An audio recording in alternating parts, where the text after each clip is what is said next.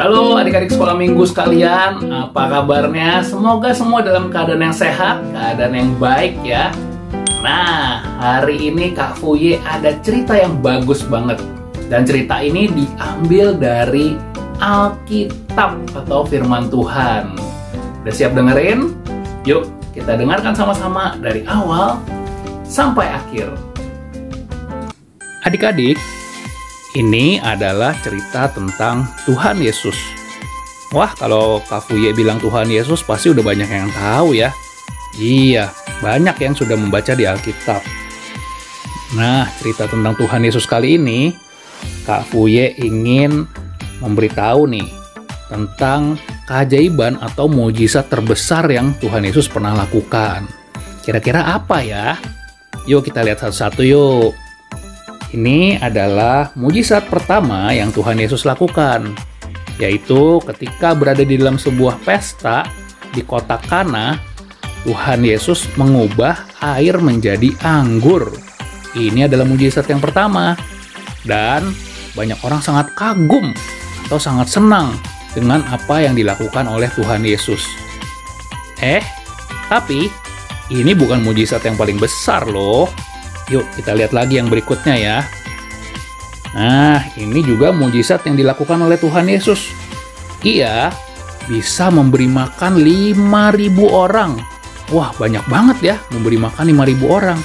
Iya, dan hebatnya lagi, itu ia lakukan dengan mengubah 5 roti dan 2 ikan, sehingga roti dan ikan itu menjadi banyak banget, bisa dimakan oleh ribuan orang tadi. Dan di sini pun banyak orang yang semakin percaya sama Tuhan Yesus, semakin mau ikut Tuhan Yesus lagi, karena dilihat, Tuhan Yesus bisa memberi makan orang banyak ya, hebat banget. Tapi ini juga bukan mukjizat Tuhan Yesus yang paling besar. Masih ada lagi yang lebih hebat lagi. Kira-kira apa ya? Oh, ini ada juga nih. Yang ketiga, yaitu Tuhan Yesus membangkitkan seseorang yang bernama Lazarus. Iya, Lazarus itu dia sakit lalu meninggal, tapi kemudian Tuhan Yesus bisa membangkitkan Lazarus. Dia membangkitkan Lazarus yang sudah meninggal itu. Wah, ini orang-orang melihat sangat hebat sekali. Belum pernah ada yang seperti ini ya. Lagi-lagi ini juga bukan mukjizat yang paling besar. Ada lagi yang lebih hebat lagi yang Tuhan Yesus lakukan. Udah pada tahu apa belum ya? Oh, tunggu sebentar. Sebelum kita lanjut, Kak Fuye juga mau ingatkan. Dari cerita ini, Tuhan Yesus selain membuat mukjizat, Ia juga mengajar banyak orang. Ia mengajar tentang kebaikan, mengajar tentang berdoa, mengajar tentang mengasihi, dan lain-lain. Banyak orang juga sangat senang dengan ajarannya Tuhan Yesus. Tapi ini juga bukan sesuatu yang paling hebat yang Ia lakukan. Lalu yang paling hebat apa ya? Nih dia, yang paling hebat yang Tuhan Yesus lakukan. Loh, kok gambarnya Tuhan Yesus disalib ya? Mungkin seperti orang-orang di zaman itu ya. Ketika melihat Tuhan Yesus disalib, banyak yang menjadi kecewa, banyak yang sedih. Loh, kok katanya hebat, katanya bisa membuat mukjizat, kok malah disalib ya?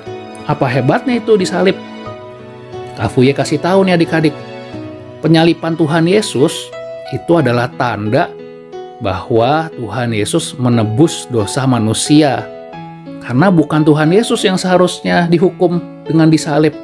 Harusnya kita atau manusia yang berdosa. Karena dosa itu, kalau di Alkitab ditulis, dosa itu akibatnya adalah maut. Hidup dalam maut atau hidup dalam neraka. Mungkin adik-adik banyak yang nggak tahu ya, dosa apa sih?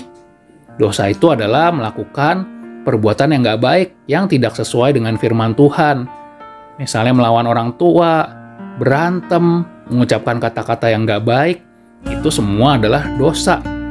Dan akibat dosa, kita harusnya dihukum di dalam maut atau di dalam neraka. Serem ya. Tapi karena Tuhan Yesus mengasihi kita, Ia tidak mau kita nanti hidupnya seperti itu. Tuhan Yesus mau kita hidup kekal. atau hidup di surga yang sudah Ia siapkan buat kita semua. Karenanya Tuhan Yesus menebus dosa kita dengan menjalani yang namanya penyalipan atau disalib. Sedih ya kalau lihat seperti ini ya, Tuhan Yesus disalib. Nah, begitu juga orang-orang saat itu, mereka sedih karena Tuhan Yesus disalib. Tapi ternyata pada hari ketiga setelah Tuhan Yesus mati di kayu salib, Tuhan Yesus bangkit adik-adik. Dia bangkit dari kematian, dia hidup kembali. Wah, hebat Tuhan Yesus ya. Ini adalah tanda bahwa Tuhan Yesus berhasil mengalahkan maut. Tuhan Yesus berhasil menebus dosa kita semua. Hebat banget. Berarti kalau kita percaya sama Tuhan Yesus bahwa Dia adalah juru selamat kita, dosa kita pun sudah ditebus. Lalu apakah kalau dosanya sudah ditebus kita boleh nakal lagi? Kita sebaiknya jadi anak yang jahat, anak yang tidak baik, kan sudah ditebus. Ternyata nggak begitu adik-adik. Di cerita Alkitab dituliskan, setelah Ia bangkit, Tuhan Yesus memberikan perintah kepada murid-muridnya, dan tentunya ini untuk kita semua, untuk mengabarkan Injil, untuk mengabarkan berita baik tentang Tuhan Yesus, tentang ajarannya, supaya semakin banyak orang yang percaya dan orang yang menerima Tuhan Yesus sebagai juru selamat. Ingat ya adik-adik ya, kalau kita percaya Tuhan Yesus, dosa kita sudah ditebus, mari kita semua bertumbuh jadi anak-anak yang baik. Seperti juga perintah Tuhan Yesus kepada murid-muridnya tadi. Nah, segitu aja ceritanya ya. Semoga adik-adik tahu nih, mujizat terbesar yang dilakukan adalah penebusan dosa kita dan bangkit untuk mengalahkan maut. Gimana tadi ceritanya? Bagus kan?